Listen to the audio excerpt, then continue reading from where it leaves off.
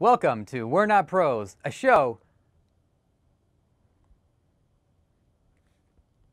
So, Matt, what's on the agenda for today? Well, I noticed a very strange pattern in the MOBA genre, because games kind of have this weird sort of cycle. We had the modern military shooters that were just everywhere, then we had the class-based shooters which were everywhere, and then we sort of transitioned into the Dota style thing, which is now known as MOBA. I don't quite agree with that term, but that's just what it's called. So I go by, I really like calling them arena games. I know that there are games that take place in an arena that have nothing to do with it, but I just think in the broad sense, these take place in an enclosed environment, and a winner has to emerge from it, so I like calling it arena game.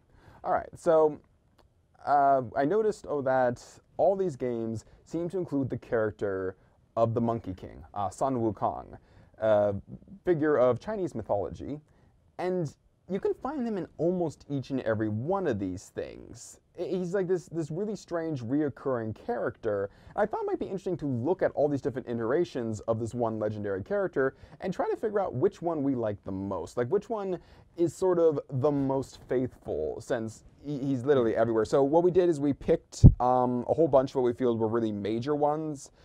We didn't. He's all over. Like he's also in Heroes of New Earth and Strife, among many others. But like those two didn't make the cut because neither of them are really that big. I mean, I actually had a lot of hope for Strife, but then EA bought it, and Heroes of New Earth is kind of dead. So It was placeholder Dota. It was placeholder Dota. So Can you just imagine being in the Heroes of New Earth office and finding out that Valve was working on Dota 2? Valve working? okay, that's it. Good. Goodbye. Sorry that you had to die. We're doing two very different people who are handling the situation. Just like 7 different reactions. One person dips out the window. One person starts rolling dice until, I don't know. So anyways, we've taken what we consider to be the major ones from the franchises that we feel would carry the most clout behind them, and we just want to analyze them against each other and try to figure out which one is the most faithful and the most fun to do. So starting off a bit, let's just talk a little bit about the actual legend of Sun Wukong, the Monkey King. I deliberately didn't research this because I want you to amaze me. I'm not going to sound like that. Okay. All right, so he actually shows up in a whole pile of pieces from the Song Dynasty, mostly Chinese mythology. But the most prominent one is, of course, Journey to the West, which has inspired a lot of different shows, a lot of different movies, obviously iterations in video games. Most prominently, it did inspire the Dragon Ball manga. Obviously, if you hold them next to each other, it's a bit of a loose inspiration, but inspiration is still inspiration. And in it, he is born of stone. He becomes the leader of a group of monkeys. He eventually acquires his staff, which, by the way, weighs 7,960 kilograms. That staff. So he acquires that, as well as a number of other magical artifacts, golden chainmail, cloud walker boots. That was a very interesting thing that came up in the research. He doesn't actually ride a cloud around. He walks on clouds. Now, there's a lot of artwork showing that he rides on clouds. So that's a bit of an artistic interpretation thing. But if you go all the way back to the original version of the original lore, he walked on clouds. He didn't actually ride a cloud. Huh, interesting. He's incredibly strong, incredibly fast. Knows a whole pile of what I like to call mid-tier magic spells. Like he can't summon meteors, but he can freeze gods. He seems to be the kind of character that when you buy like an expansion pack and they give the option to just start with a level 90 character, and then you open up the chest and there's just like a random loot in there that doesn't really have a cohesive fit, but is a bunch of different powers to it. Yeah. He also became known as a very powerful trickster. When he died, he basically defied the rule of hell, reincarnated, and then erased his name from the Book of Death and the Book of Life. Okay, so you're functionally immortal, pretty much. The gods decided to deal with him by giving him a position in heaven, basically thinking that if we give this guy some authority, maybe that'll channel his mischievous nature. So they made him the guardian of the heaven's horses. Pretty much, the horse, which is the lowest position in heaven. He got pissed off about it, let all the horses loose, and declared himself to be the great sage. And for reasons that I basically would take way too long to get into, they were forced to respect that title. So they then made him the royal gardener for the Garden of Peaches. And then he found out that the peaches are very important in Chinese mythology. They represent immortality. And in fact, the peaches in the garden, eating them is sort of what kept them immortal. But then he found out he wasn't invited to all the banquets. So he stole a bunch of peaches of immortality, ate them, stole some longevity pills from another god, downed all of them, stole a bunch of wine, and pretty much just ran off into the distance. They then sent all 10,000 of their heavenly soldiers after him. He beat them all. They sent all 20 of the constellations after him. He beat them. He beat all 4 of their generals. Pretty much everyone. Like, it's weird because the story says they managed to capture him, and I'm saying, how? He beat everybody! He defeated the entire army of heaven and everyone. As you're describing this to me, I've come to the realization that this is like the Chinese Chuck Norris. Pretty much. But anyways, he eventually escapes after being captured. The way they finally get him is the gods go to Buddha, and they say, like, Buddha, please help us. This animal's out of control, and we've tried everything we can think of. And Buddha challenges the Monkey King, saying, I bet that you cannot escape the palm of my hand. So the Monkey King leaps halfway across the planet. I'm not joking.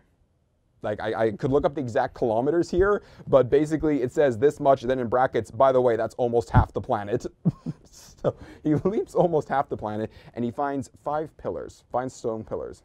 Now, not seeing Buddha anywhere, he basically defaces the pillars and urinates on them, all that stuff, only to realize too late that those pillars are in fact Buddha's fingers, that he has landed in Buddha's palm. Buddha then crushes him, places a mountain on top of it, and puts a nice ward on the mountain just to be thorough, and now this thrice immortal Monkey King with his head sticking out of the rock, just looking at the daisies, is trapped there. Now, 500 years later, we get to Journey of the West. We get to Buddha offering him a chance to redeem himself by traveling with this traveling monk who's supposed to gain Buddha's chakras?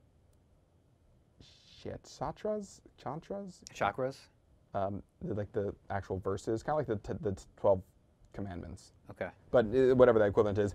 And along the way, they meet some other criminals who are trying to redeem themselves, and the Monkey King learns humility and honor through this whole thing. And at the very Sorry to cut you off. Was it mantras?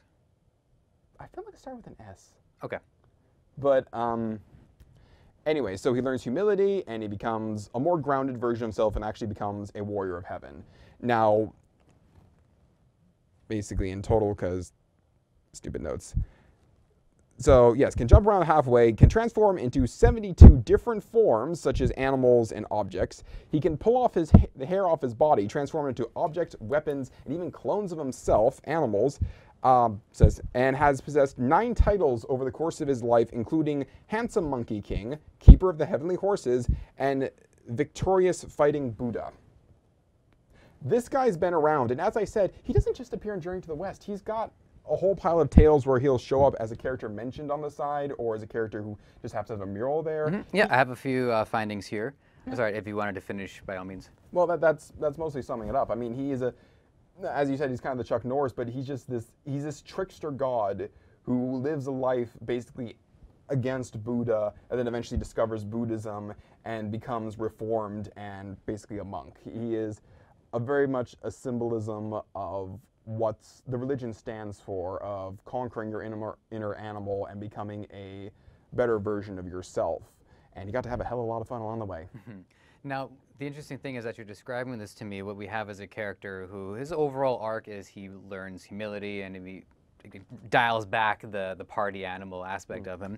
But the issue is actually, how do you translate this into any kind of storytelling medium? Because when you have, it's the issue that people have had with Superman, especially in modern contexts, is that how do you create a story where somebody has all of these powers and still find a way to earn sympathy from the audience, but then also to create any kind of tension? Well, in this case, you sort of have the greater foe being within, the idea of him conquering himself and learning to control his own attitudes being the greatest foe there. I do agree with you that Superman's a fantastic example. Someone, I forget who, and I'm sorry I'm quoting you without giving credit, said that in order to make an effective Superman game, it would have one button labeled Use Powers. Mm-hmm. You would push that button and you would win. I don't know. This is the first time I've heard that quote. I don't know, but yeah, because what I noticed is I was looking at some of the non-game media sources where the Monkey King showed up. It did show up as a Marvel Comics character. He's not a gigantic character. In the Marvel Comics universe, this is somebody who was tricked into believing that he's the Monkey King. He tries to get the cudgel, and then the cudgel deems him unworthy and sends him to jail, where he's later broken out in another arc. there was a TV miniseries called The Lost Empire. And not only was the show not received well by the critics, but the audience didn't like it either, so it had a pretty limited run. And probably I would say, other than his instance in the games, the most effective telling of his story has been a film series in China. They made 3 films so far. Apparently the second one is not bad. The first and the third are trash. And the issue has been throughout these is that on a technical level, these are impressive because you get to show off the Monkey King in all of his glory, but from a storytelling aspect, it comes across as flat, and it's been really difficult to tell the Monkey King story in this way because he's so powerful. And because that overall story has yet to really come together in a cohesive narrative. I mean, he pretty much runs circles and makes a joke out of the entire Heavenly Army, so that's... How exactly do you represent that? Yeah, I'm just thinking, even now, is that I think one approach that might work is to make him kind of like a Deadpool-style character, somebody who is very powerful but still has an empathetic core that even he doesn't really acknowledge. Well, no, sorry, that's not right. He does acknowledge it. That's the only way you know about it. So it's kind of up to him to tell you to feel sorry for him. So that's like one direction that they can kind of go with it. But really, the Monkey King has had the best representation in video games. Well, I mean, the only way to, I guess, properly represent a character of this power is to put him against other people who match that level of power. What's the best way to defeat a god? Let's throw a bunch at him. All right. So, I guess we're going to start off with Dota 2. Before we do that, we should go through the criteria for this. We want it to be consistent across all the games. Absolutely. There are 3 major... Yes, there's 3 major criteria that we'll be going off of. First is the use of the cudgel, which is his main weapon. The second will be his use of deception and emphasizing his trickster nature. And then the final one will be the use of his godhood status, more specifically his cloud control, not to be confused with crowd control, which he also does have in some instances. So... First, we have Dota 2. Yes, and we took turns researching it. And the Monkey King actually showed up in Dota 2 before he showed up in Dota 2. It was weird because Dota 2 had to do all the original Dota heroes before they could do anybody new. Winter Wyvern being... No, they jumped Winter Wyvern and they made Abyssal Overlord the last one, right? Abyssal Overlord is also an original Dota character. Yeah. He was based off the Pit Lord. Yeah, but it was looking like Winter Wyvern was going to be the last one. I think they switched at the last minute for some reason. Yes, but all of which is to say they didn't come up with anybody new until... Absolutely. Yeah. So the first original character for Dota 2 to be added was Wukong. And I apparently didn't write down any of his... I have played him a lot, so I'm just going to use placeholder names because apparently Matt is a bad boy. That's all right. See if I can help you out with this. No, okay, so first to note is that... Dota 2 is very unique. That it doesn't have a dedicated passive. It's the first of the MOBA genre, or Dota 1 was, and the dedicated passive system didn't really come into play, I think, until League of Legends. Then after that's been a bit of a staple. So there's no dedicated passive in Dota 2. It's just, here are your abilities, you put points into them. But he does have an extra ability where he can shapeshift. And I've actually been fooled by this by my own Wukongs, because if you go to any part of the map and you activate his shapeshift ability, he turns into a random thing based on where he is. If you're near a rune spot, he'll actually turn into a rune, and then he can place himself right on the rune spot, and by all visual appearances, there's a rune there. I'm gonna come collect the invisibility rune. Why can't I pick it up? Oh shit, it's Sun Wukong! Wukong! I just made the audio people angry. He can also turn into trees, animals, curries. Like, it's a random thing, but it's also based on where he is. Yeah, so it's context sensitive. You do have a little bit of control over it. But for his actual abilities, he can slam his staff to the ground. It extends a very long distance and stuns everything in line and automatically hits critically, which does mean he can synergize very well with Daedalus, but that's a bit more item thing. That doesn't really matter. His next ability allows him to actually jump onto a tree. Now, for those who don't know, there's this thing in Dota 2 called trees. You see, every MOBA out there has grass, fog, etc., and this blocks line of sight. In Dota, you use trees. Trees block line of sight because they are physical objects. They block it both directions. You can't run in and out of the brush to lose somebody in Dota 2. You have to run around the trees like an actual grown-ass adult. So he can actually jump onto the trees and then jump from tree to tree and then just jump down from the tree to hit people. This means you can gank from completely unpredictable angles, and the kind of things you normally timber saw to just clear all these trees, and now we can gank through this direction, because the only thing blocking your path 9 out of 10 times in Dota are trees and a couple of inclines, which you can't really do anything about. But if you can destroy trees, you can create whole new ganking paths, and he can essentially ignore trees by jumping around on them and then slamming into the ground to hurt a bunch of people in the area. His next ability is in fact a passive, but you have to put points into it. If he's on a tree and you knock the tree down, he's stunned. Oh, yes, there's that too. You need flying vision to see him, don't you? Well, because Dota uses height advantage, so if you were to drop a ward on one of the ward spots and the ward is above the tree line, then you can see him as far as the ward goes. As far as I know, Dota gets patched a lot. Yeah, I feel like that's not going to change. And flying vision would definitely be able to see him. So like Hawk, or actually Sentry wards technically count as flying vision. Anywho, his next ability is in fact a passive. It allows if he attacks the same target multiple times, he builds up these little stacks on top of them. Now, when he reaches max stacks, his next few attacks will give him lifesteal and bonus damage. And very important, you can switch targets once this is active. So I can attack you 4 times. I now have my staff power active. I can ignore you, attack somebody else, and I'm still getting the benefits. So that's nice, because if you kill someone early, it's nice to have some extra stacks there. And his final ability is one of those paragraph-long text things. So to briefly summarize, he creates an area around him with a whole bunch of clones of himself, and enemies who get close to the edge get attacked by one of the clones. Now, if the Monkey King leaves the area, it cancels prematurely, and he also gets bonus armor while it's active. So he's very much encouraged to jump in the middle of things, activate his ability, and start wailing on anybody. And if he does decide this is turning bad and decides to leave, it cancels the ultimate early, so he can't just drop it and run away and laugh while his clones attack you. So, oh yes, and one last very important thing to mention about him. In Dota 2, melee characters have different ranges. If you look at a lot of these MOBA games, melee range is capped at this, and then you'll have like this as your ranged attack, and then there's like maybe some characters a little longer, a little shorter.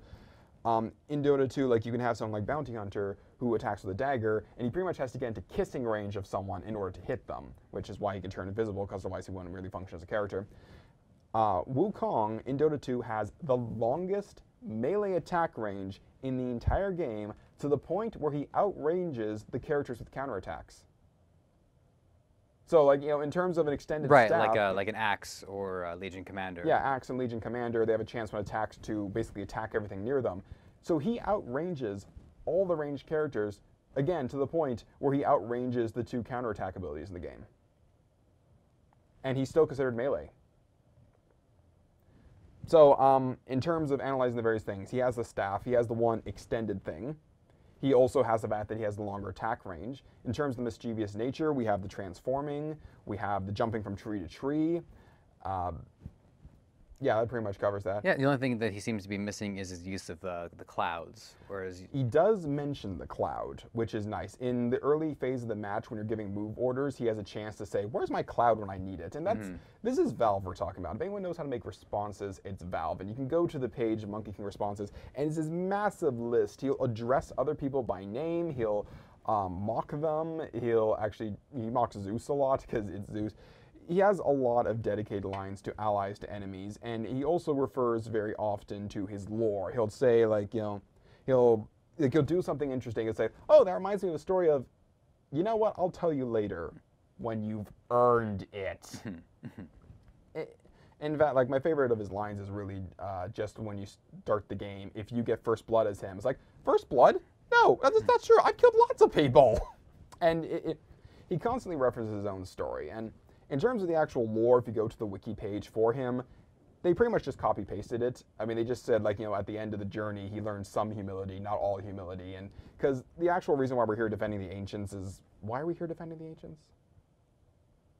I mean, that is kind of an advantage Dota has with lore, that they have a lot of lore for their characters that explains where they were before Dota started, but not why we're here. Well, it's loosely defined, but I always took it as a battle between life and death.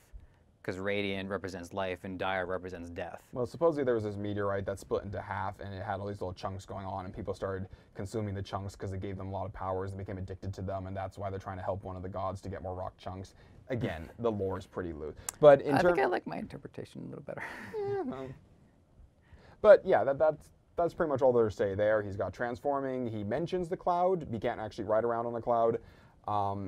He mentions a lot of people from a lot of his tales. We have the extending staff, and we have his ability to jump from tree to tree, which is a very unique mechanic, because up to this point we could destroy trees, and one character could turn a tree into a ward, but to actually travel around on top of trees is a unique thing to him. Mm-hmm.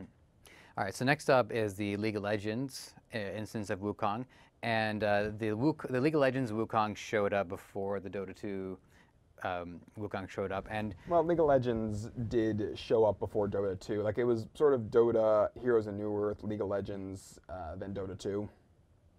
Yeah, yeah, and then of course Wukong never showed up in Heroes of New Earth, or did he? He did. He did. Okay, my apologies.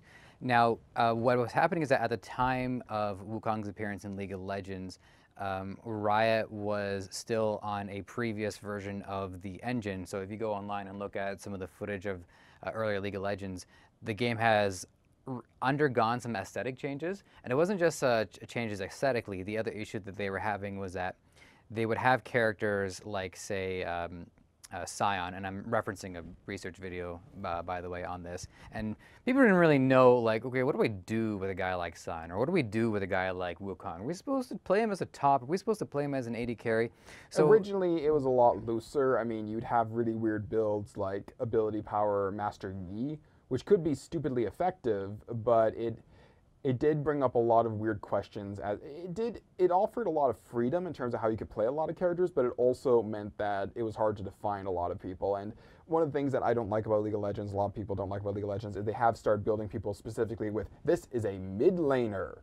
They go down mid lane. Mm-hmm. No, you can't send them down bottom. What are you doing? They're not going to work. Then I don't like that, but you know, people who like League of Legends like that.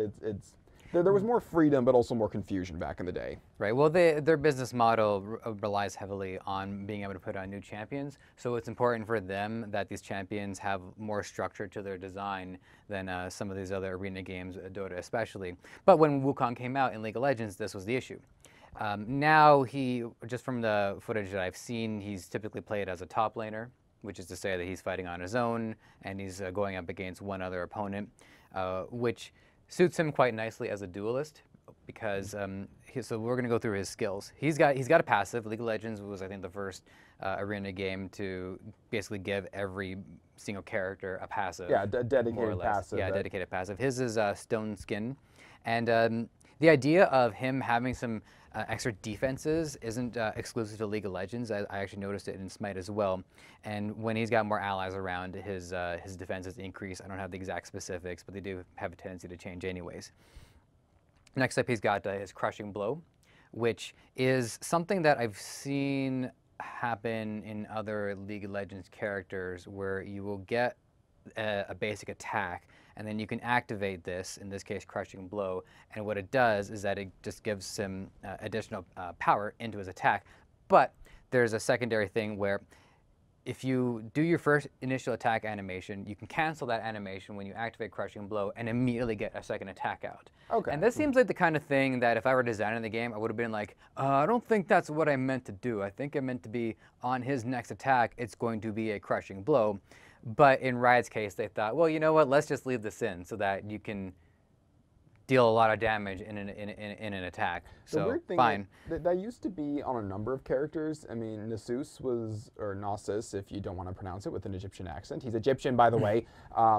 He used to have that if you activated his Soul Siphon, it would reset his attack animation. So what you try to do is hit something and then immediately fire it off. Right. Here's the Storm Ragnaros has the exact same thing, and Blizzard actually encourages you to, the moment your attack connects, activate this ability because it resets your attack animation, so you can basically cheat an extra half second off your attack speed. Yeah, and personally as a player, I don't like it when something that can be perceived to be an unexpected element to the game, also known as an accident, turns out to be a feature.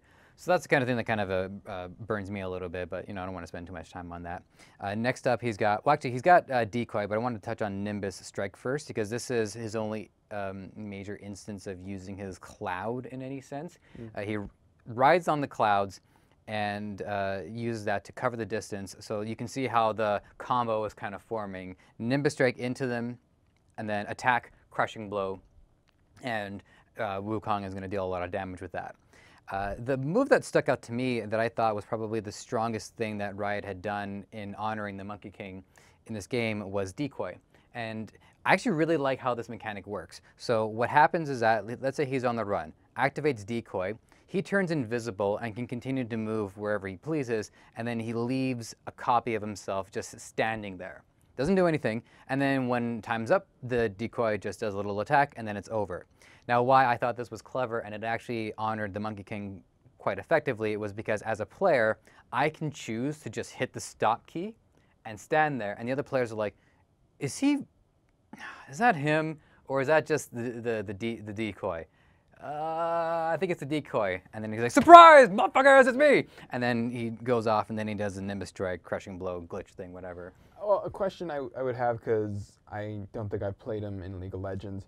Can you control the Decoy at all? No, the Decoy just stands there. That's the deceptive aspect of it, because once the players understand what the move is, the mind games now become whether or not that guy who is standing there is the Decoy or is the player pretending to be the Decoy. But you said the player turns invisible when you activate this. And leaves the Decoy. So you're invisible. Yeah. You can go wherever the heck you want without people being able to traditionally see you, unless they throw dust all over the place. Right. So what motivation is there for you to stand there after you activate the Decoy? It seemed better that you activate the Decoy, reposition, and they're going to know it's the Decoy because they're standing still, unless, of course, you just never activate Decoy and you push the S button. Mm-hmm. Okay. And then what you can do is that you're standing there, maybe you're standing there for 5 seconds. Maybe they think you've activated Decoy right away, or maybe it took you 3 seconds and then you activated it. So there's this assumption that, oh, it's been going for this long, he's going to attack at this point when it actually attacks at this point. Well, I mean, once you're actually like in the game and things are playing out, it comes across a little bit more effectively than just describing it here. But what I like about it is that it takes his deceptive nature and it doesn't go crazy with it, but it does give him a mechanic that he can rely on throughout the course of the game, and it's dependent on mind games as opposed to just having a bunch of items and being able to hit somebody really hard. I think, as someone I guess who's played a lot of Dota 2, I would prefer if the illusion was somehow controllable, or maybe if the illusion just continued to do whatever your last command was. So like if you're running away, you activate Decoy, the Decoy keeps running, and you can now change direction, but the Decoy you created would just keep going, or you could just be auto-attacking a lane, activate Decoy, and the Decoy would stay behind, just keep auto-attacking a lane. Like, to me, I understand the deceptive nature of pushing the S button, but it seems very limited because you're not doing anything. You basically have to hold that position, and you can just have people pile onto you just to be safe. Mm-hmm.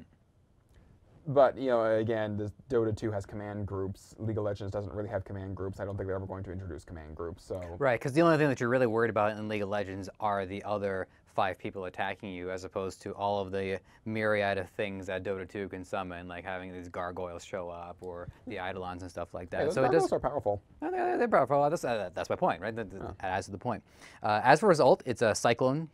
It's not the only game where he's got a spin attack, but he's got one in this one, and that's Spin to win, kids! And what he does is that he does knock people up. So, sends people into the air. Okay, this just got mature. Yeah. And so, yeah, that's basically it for League of Legends. In League of Legends, I would say it's fairly combat focused. There is strategy, but you're mostly focused on you get the items that you need, and then you get into a fight. And yeah, I would say that as far as a combatant, the Monkey King I think is represented well in terms of his deceptive nature. It's represented, and I would say it's represented effectively. While I disagree with you in the idea of him doing other things, I would say that if I felt like he needed more of a deceptive nature, I would give him more of these risk-reward abilities where he can try to do different things. I don't actually have anything in mind in particular, but something along the same lines. I remember from back in the day that this could be different because they've changed a lot of heroes. He had a dash he could do to hit something, and the idea is he would split into multiple copies. Yeah, that's the Nimbus strike. That's the Nimbus. Okay, Yeah, because I remember. I apologize. I forgot to mention that, but yeah, he does split. Okay, because we do have again. He can pull off his Harris tournament that clones himself. His staff can actually multiply itself in addition to growing long. So. I guess that to me was sort of a very nice visual representation of his lore in League of Legends, that he dashes forward, splitting into multiple copies and striking multiple targets simultaneously. Yeah, it's a slight use of his Godhead status or cloud control, but it's an effective one. And how exactly are his responses? Because I know back in the day, League of Legends had pretty much nothing, but they've been updating a lot of heroes, they've been updating a lot of scripts, and a lot of the newer heroes will actually acknowledge other heroes and have like short conversations, jokes, responses, all that kind of stuff. It wasn't something they were focusing on originally, but all the newer heroes. I would have had to have played League of Legends to tell you that, because when I would watch footage of it, it was always like a streamer, and they would just talk over it anyways. Okay, well so probably not. Again, like in the beginning, they didn't really care about it. It's only really in the last few years that they've started adding lines to characters and having them acknowledge each other, that kind of stuff. And usually you have to buy a legendary skin for that. Well, I think on a broader point, it also calls into question how much the game values the player wanting to sort of get into character. The thing that I've always liked about Dota is that when you're playing the character, you can kind of get more into the character a little bit because you're doing things that are effective to the gameplay, but also like jumping on the trees, though that's very Monkey King of you. Yeah. All right, so next up, I guess we have Paragon, and before we really go any further with this, Paragon was selected back when we first talked about this idea for a number of reasons. First of all, is Epic Games behind it, and let's face it, they need to be making more games. These are the people who brought us Unreal Tournament back in the day. And also, it was one of the few MOBAs out there that was really designed with console in mind. This was going to be the PlayStation exclusive MOBA built with an actual controller in mind, which it was really interesting because real-time strategy games are very hard to translate to a controller and a console, like without the whole keyboard and all the shortcuts. And MOBAs have the same issue. Yeah, you kind of have to build it from the ground up. Like Pikmin is a cool game to play on the consoles, but it started as a console game. Yeah, so that's kind of why I made the list, because Epic Games is like, oh my god, they're making games again, they're getting into the MOBA genre and all that stuff. And also just the issue of it being built from the ground up for the PlayStation kind of made it stand out. Now, unfortunately, as of this year, they've decided that it's not making enough money, so rest in pieces, Paragon. And I literally say pieces because they're actually giving away all the assets to anyone who has the Unreal 4 engine. So it's literally been hacked to pieces. And we could probably do a whole episode on how this game could have been saved, but be resolved that I was in the beta and you weren't. I don't really think it'd be a conversation. It'd just be me lecturing for half an hour or whatever. I could touch on the subject, but... Okay, but the point is that it was added to this list before the announcement of its death, and it was kept there because it still was a pretty interesting example. Now, one of the important things about Paragon is over the shoulder. So it's kind of got third-person shooterish natures. It's very vertical. The maps allow you to go up cliffs, or not go up cliffs, but go up landings and jump off a cliff, and there's various other things like that. So mobility is a high importance. So a lot of his kit was also based around an ability called Controlled Aggression, which allows him to switch from an offensive to a defensive stance. And that changed to what his basic abilities did. If he was, whenever he was in an area, a random minion or jungle creature would get highlighted. If he is in offensive stance and lands the killing blow against it, he gets gold.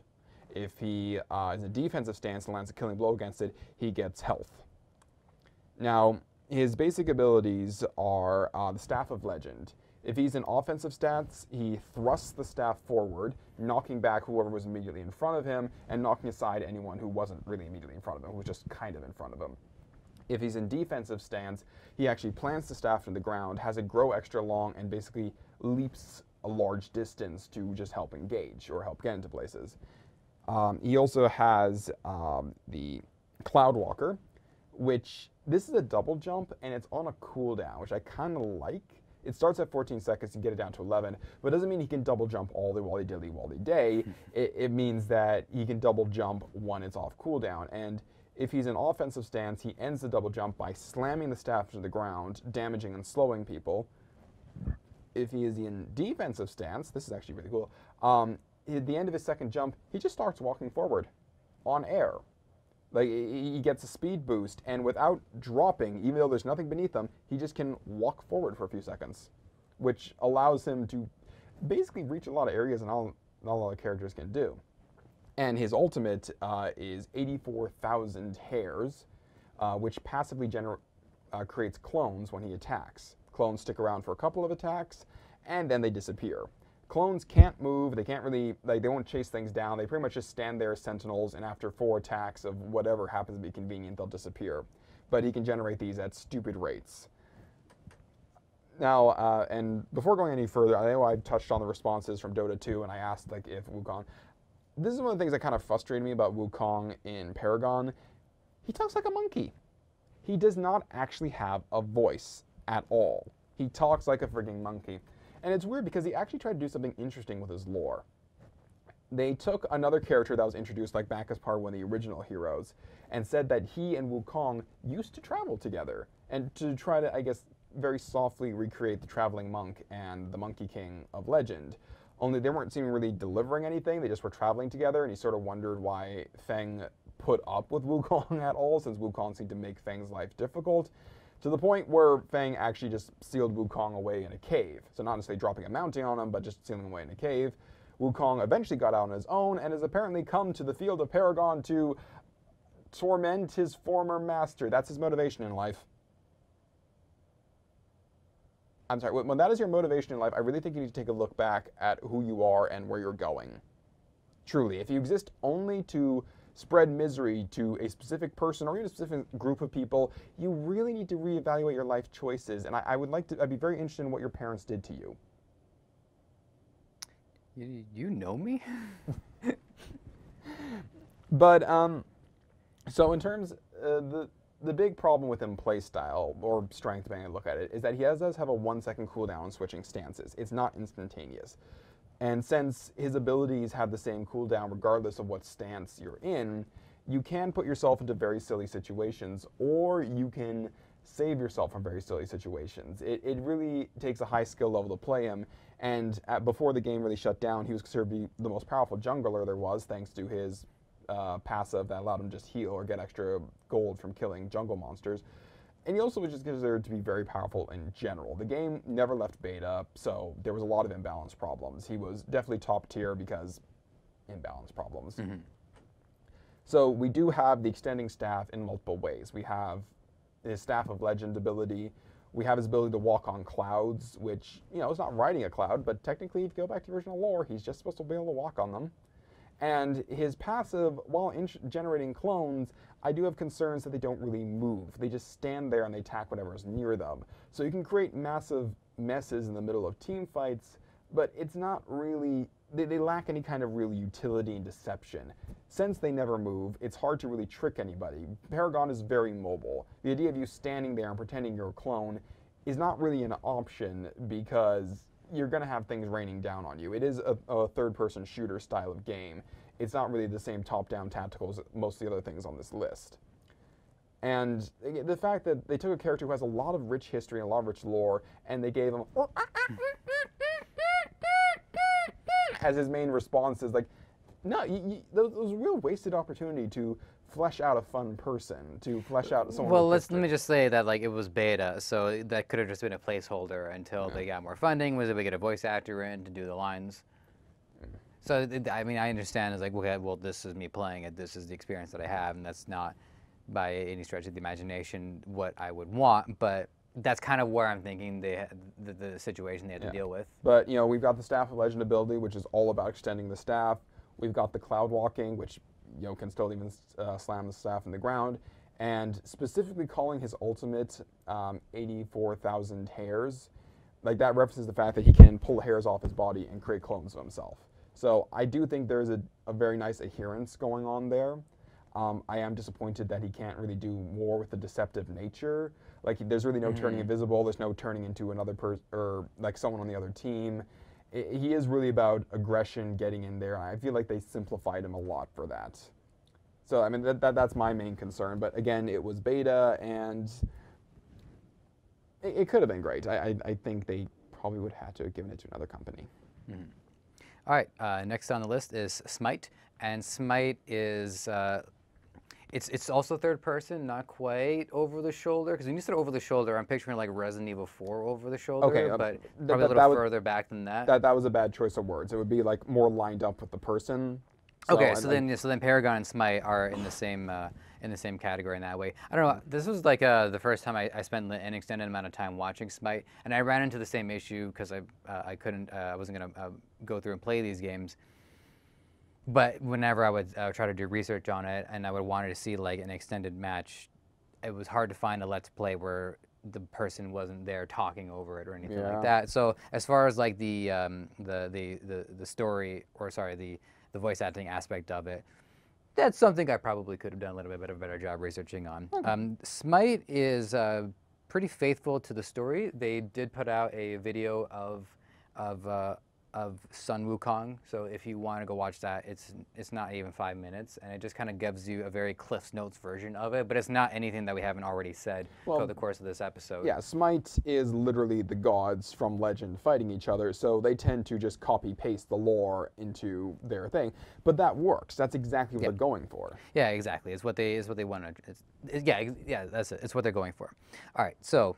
He's also got a similar passive to him in League of Legends. It's called Undefeated Body, and the principle in this one is that, okay, when he's below half health, his defenses increase. And I think what they wanted to do with this one was they want to incentivize getting into the thick of combat, trying to focus on, similar to League, focusing on his combatant aspect. Well, just to make a bit of an assumption based on everything we've done so far, is he a bit of a jungler ganker in this? From what I've seen, he was playing laner. Okay, because I was. But he does have the ability to gank pretty effectively. Okay, because when I look at a passive like he gains bonus defenses when he's below half health, that to me says a hero who's meant, or god in this case, who's meant to just get in the middle of the thick of it, and if things go bad, don't worry, you've got your passive to back you up. Yeah, exactly, because you don't want to get into a situation where players are reluctant to ever get involved in a fight, especially melee fighters, because it can be really frustrating to play a character who's armed to the teeth and has a look on his face like, I'm going to kill everybody on the enemy team, and then I'm going to kill my allies afterwards because this is what I do, only to get into a fight and have like 6 ranged characters just kind of gun you down or shoot you down or lightning you down or whatever. So I understand what they were going for, and it sends a very clear message. Your advantage in this character is to have been in the fight, and to, once they get past half health, maybe they have a passive, maybe they don't, but once you're past half health, that's where the second half of the fight gets more of your advantage. His moves are, he's got the Magic Cudgel, which is a straight line attack, like a dat. A Master's Will, which is just like a one basic spin, just like a single rotation, a single 360 degree. 72 transformations, which is, these are the kind of skills that I really appreciate whenever it's one skill, but it's actually broken down into 3 like sub skills. Another example of this from League of Legends was Twisted Fate, where he would have to select one of 3 cards. One was an AoE, one was a stun, one gave him his mana back. So in this one, he can transform in all 3 of these, he just kind of like goes in a straight line, but depending on what animal he picks, he gets different effects out of it. So when he transforms into an eagle, he's not obstructed by anything. It's the quickest one. When he transforms into a tiger, he gets a stun out of it. So more of like the pounce aspect. And then when he turns into a boar, he just knocks things out of the way. So he's kind of like, I gotta get there first. So you can imagine somebody trying to get that last hit on a jungle creep, and then Wukong comes careening in, knocks everybody out of the way, and says, it's mine, it's mine. Just out of curiosity, do these animal transformations retain his monkey tail? One of the things I noticed when I researched the lore is it says he's not always 100% proficient when he transforms, often with his monkey tail still being there, which doesn't really seem like a proficiency issue. It feels like he's sabotaging himself for the sake of laughs. I don't think, I can't say I noticed that, but that is a great thing to want to check out afterwards. I mean, it might be funny if it's like only a 10% chance that the animal gets the monkey tail, but it'd be a nice it'd be a cute feature. The ult is a Summer Style Cloud. So this actually encapsulates his deceptive nature as well as his cloud control into one ability. So what happens is that he rises into it, very similar to our diagram here, and a clone will continue fighting in his stead, and then he can jump off the cloud, take the clone's spot, and then hurt the opponent if he so chooses. He doesn't have to. There's actually an achievement where you can just let the clone get the kill, and you have to rack up a few of those. Now, what I noticed about the way they kind of constructed this is that as far as the mind games are concerned, I think they wanted to put the enemy player into a state of panic so that it was more difficult for them to make the correct choice, and that was the influence that the Monkey King has. Because if the Monkey King is in an advantage state while, let's say, both combatants are below 50% health, and then the Monkey King has the ability to do this deceptive attack where you think it's him, but it's not him, it's actually him over here. I can see how that's going to affect the enemy player, so they have to figure out, oh, is this him? Should I get out of here? Is he going to chase me? Because he's got 3 different ways to chase me.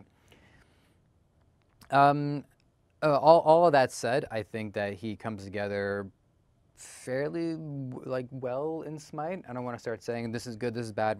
We are going to declare a winner after all. But I would definitely say that they got the in the thick of things side of him quite down.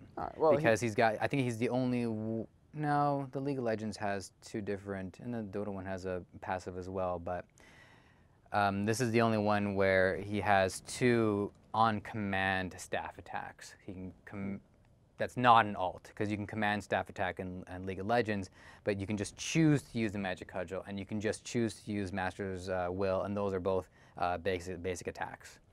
Yeah, I'm not. Or basic abilities. I'm not wholly sold on the deceptive nature outside of his ultimate, obviously. I do think the animal transformations are nice, because we do have the transformations in Dota 2, but they're more just for a sense of silliness, a sense of playfulness, and that kind of stuff. Because yeah, like very niche strategy. Like once in a while you can pull it off, but yeah, because you can actually attack runes, you can attack trees, you can stuff like that. So it is possible to say, you know what, I know that's not a real rune, I'm going to throw something at it. Right. But I do like that he does have the transformation skill, and he has multiple options there. So it's not just I transform into a boar, it's I can do one of these 3 things, and each one brings and the different. thing that I like the most about that, and I said it already, but I like that you have 3 different ways to use that one ability.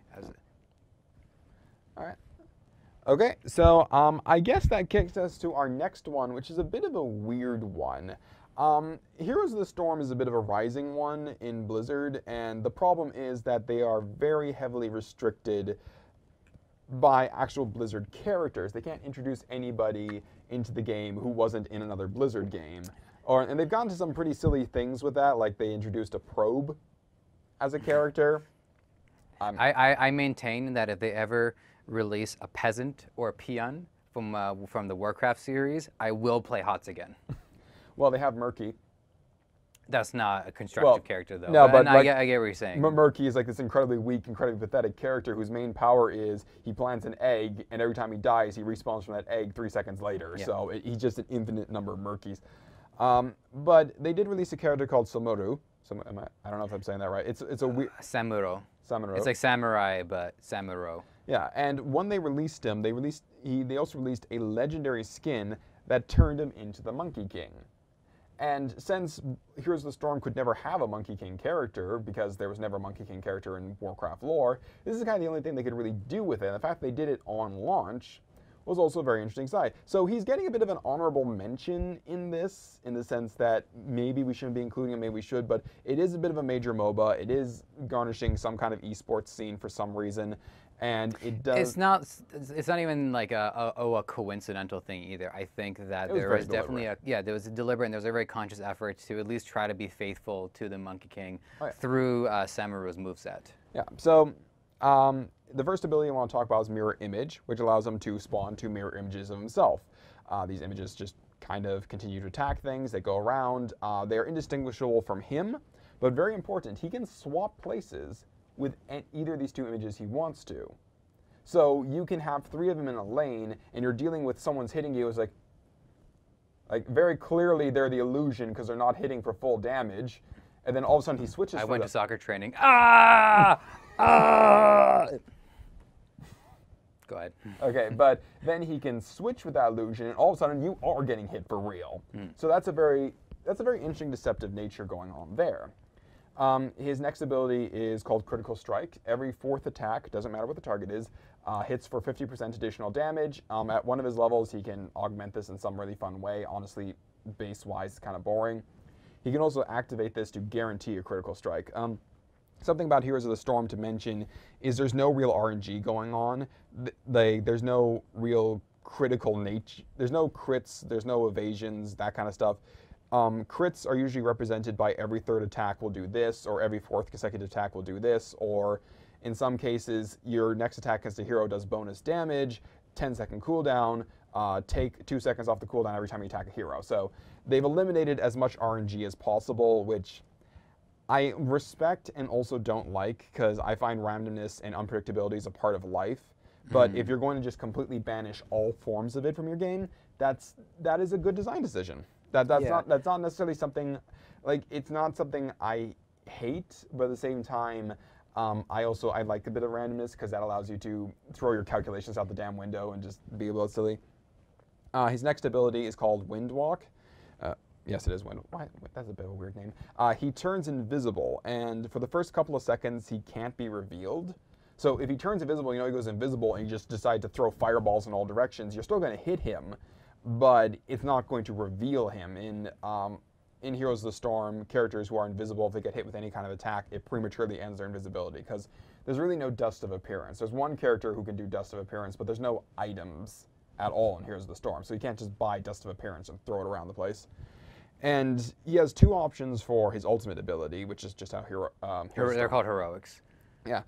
Blade Storm, he becomes unstoppable, which means he can't be stopped by traditional crowd control. And he just starts attacking everything just in a 360-degree radius around him, doing a whole bunch of physical damage to everything nearby. His other option is the far more interesting one, called Illusion Master. It's not actually an active ability. What happens is he gains increased damage, but it also gives him full manual control over both his illusions. Oh. And it's really fun because there are objectives in Heroes of the Storm, as you know, like claim the Raven King token, claim the Graveyard token, claim the whatever thing. You can clean up in aisle 5. You can order one of your illusions to start claiming one of the icons, and it doesn't actually work, but it will produce the effect, and it will produce a little bar under it, which makes it look like they're actually claiming it. So in terms of deceptive nature, like, oh my god, not only can you now manually control these illusions of yourself to do whatever you want, but now you can also have them claim objectives or stand on things and make it look like it's actually him there. I don't think you can order them to dance or anything, but that's the ultimate form of deception. Like if you have someone trying to activate something or trying to board something, people are going to immediately think it's you. Yeah, and then they have to they got to take that chance, and then it can not pay off for them. Now, in terms of sort of responses, they're very isolated because it's a legendary skin. So he has a different voice, he has different lines. Like he'll sort of do "Yes, Master" and things like that. He uses the staff pretty much like he uses the sword. He doesn't have too many different animations, like some different standing stuff. But for me, it really is the creation of the illusions and Illusion Master specifically, because I went on about it, which embodies the deceptive nature. You know, he can turn invisible, he can have one illusion look like it's doing something, another illusion look like it's pushing a lane, and actually trick people into thinking there's more versions of him. Yeah, it almost seems a little too serendipitous that they put out the Monkey King skin and then it turns out that his moves fit really well. I suspect that when they were constructing him, that they had, you know what, this guy can play a lot like a Monkey King archetype if we make a little tweaks here or there, and then we can put in a skin afterwards.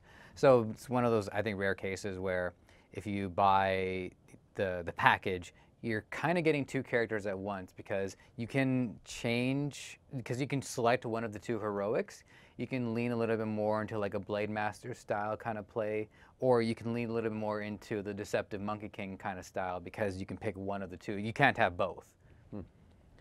Sorry, just because you brought up Samuro. Samuro was one of the names that you would randomly get when you would select the Blade Master hero in Warcraft 3. And I'm not going to get another chance to tell this because it's come up in context, but I played Warcraft 3 for like a year and a half, and whenever I would summon the Blade Master, he would always say the same line, which is, "My blade seeks vengeance." Except that I didn't understand what he was saying. I thought he was saying that, "My blade is 6 inches." It took me a year before I realized that he's saying my blade seeks vengeance. But I decided to lean into it, so my plan was to play him as a Dungeons & Dragons character, where his entire story was based around trying to find a blade that was the exact length to his preference. I am a samurai. My blade is 9 inches and 3/4. It might seem weird that I am telling you the exact length of my blade, but it is my clan's tradition to let you know whether you are friend or foe of the length of my blade. And then he would find a blade that's like 5 inches and be like, "This blade is nice, but it doesn't feel quite right." So I guess he's respecting the daggers then? Yeah, exactly. He had to spec daggers because he would have to get a blade that's 6 inches, which could totally work, but yeah, I've yet to actually do that. I just had to say that because I was like, that is like a 10-year-long story that I've had in the back of my head. Okay. Whew. I feel complete now. Did you have anything else you wanted to say about HOTS? No, that was, well, again, just I've never actually played the Warcraft 3, so I don't know how the Blade Master operated. So, he had wind walk, so he can turn invisible.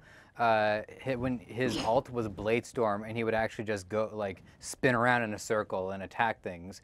And I actually, as soon as you said his first heroic, what was it, Blade Fury, Blade Storm? I thought that he was going to do that because then he would have the spin attack from that Wukong is kind of known for. Well, it is functionally a spin attack. It's just instead of specifically spinning, he's just attacking all around him so rapidly. So a little bit of a missed opportunity, IMO. But what do I know about game design? But he didn't really have the win or the ability to. He had a crit. He would turn invisible. No illusions. Maybe. It's been a while, and you can tell where my priorities are, keeping track of voice lines that I can't understand because I'm a competent adult versus that. I'm pretty sure he didn't have that. Well, I wouldn't really be that surprised. I mean, I didn't really know the origins of the character, but I just, because the illusion aspect is what really makes him fit the Monkey King lore so much, like I was sort of wondering if that was just part of the original or part of the creation of the new character. Yeah, I honestly, I'm continuing to think about it, and it really bothers me whenever we don't have these kind of answers, because this is the kind of thing we should know. I'm gonna say 50-50, but you know, anybody who is watching this video has already figured it out by just opening up another tab and seeing it. And they've probably already made a comment in the comments. Yeah. Okay, I'm gonna take a bet. I'm gonna say yes, because I'm trying to figure out how he filled his slots, and I think the reason why I'm saying yes is because he would have the crit, and it would show the number, and I think that the other guys could look like they were critting, but they didn't actually crit.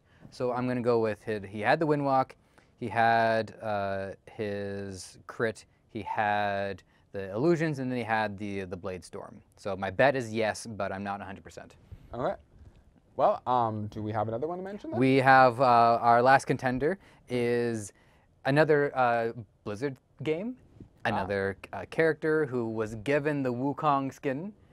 It is Winston from Overwatch. Overwatch. So what responses did they give him to differentiate this Winston from normal Winston?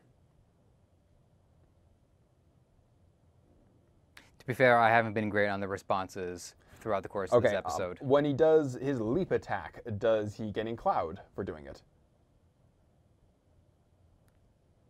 Well, no, but When he's got a lightning gun. Is a lightning gun just his staff? It's colored a little differently, but it's largely just a lightning gun.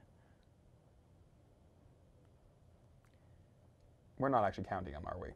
Well, I'm sure Wukong's used a lightning gun at some point.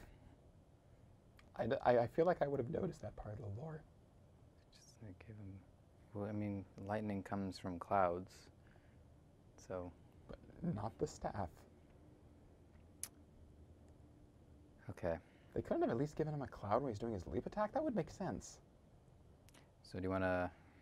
Okay, so that's kind of the major ones we picked. You know, again, Strife, Heroes, and like there's a lot of them other ones out there that just didn't really make the cut because otherwise we'd be here all day and just they weren't really major enough. So when we're looking at the various criteria, which is the one that I guess stands out the most to us? Like who are we going to basically crown as the best Monkey King of all the possible Monkey Kings?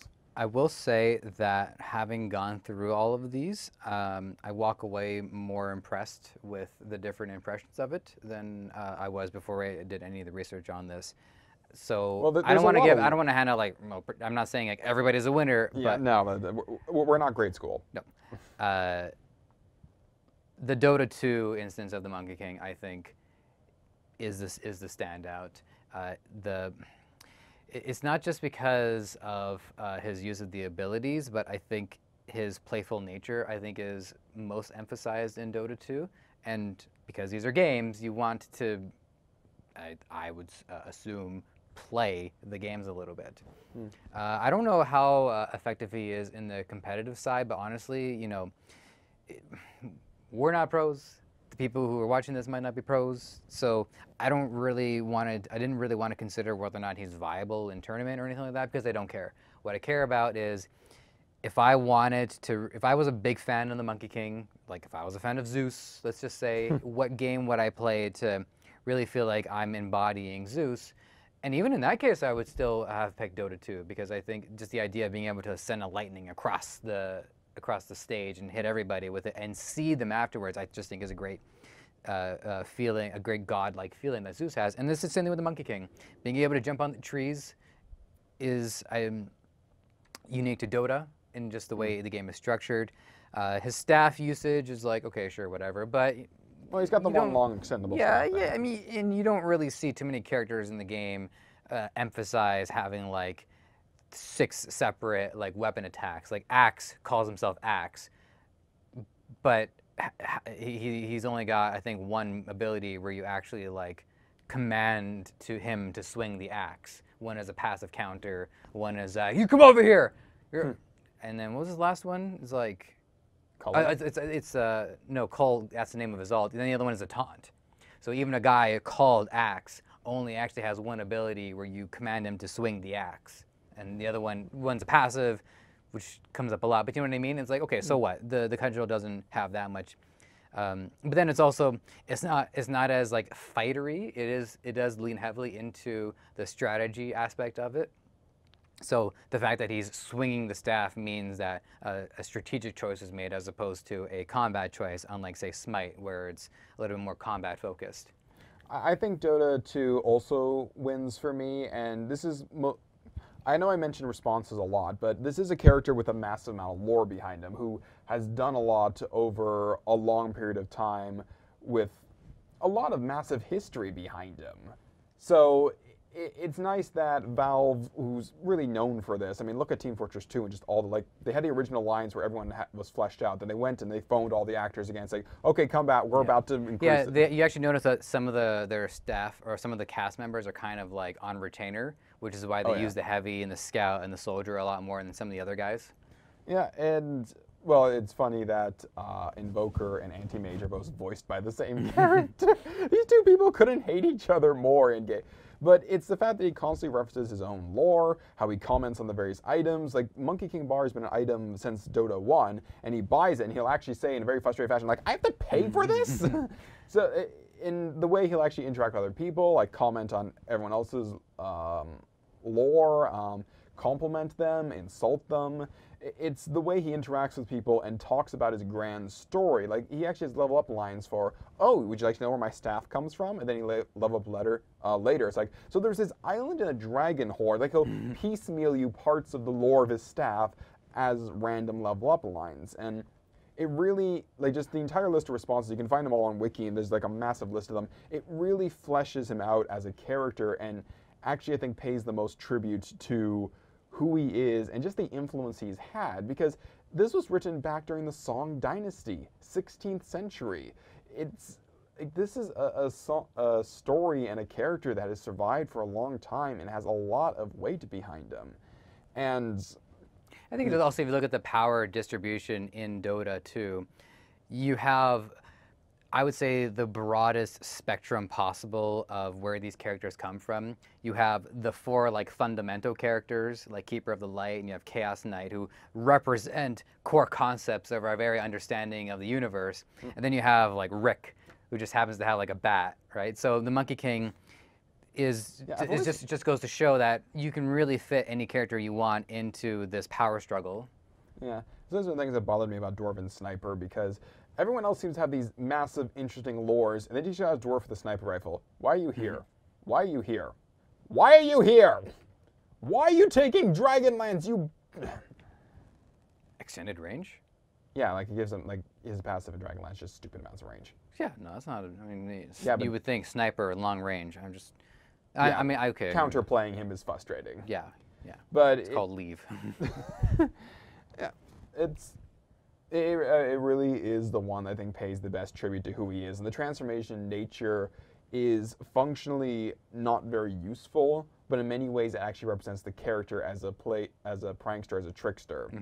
And the fact that he can jump on trees means he can attack people from a level that just no one else can get to.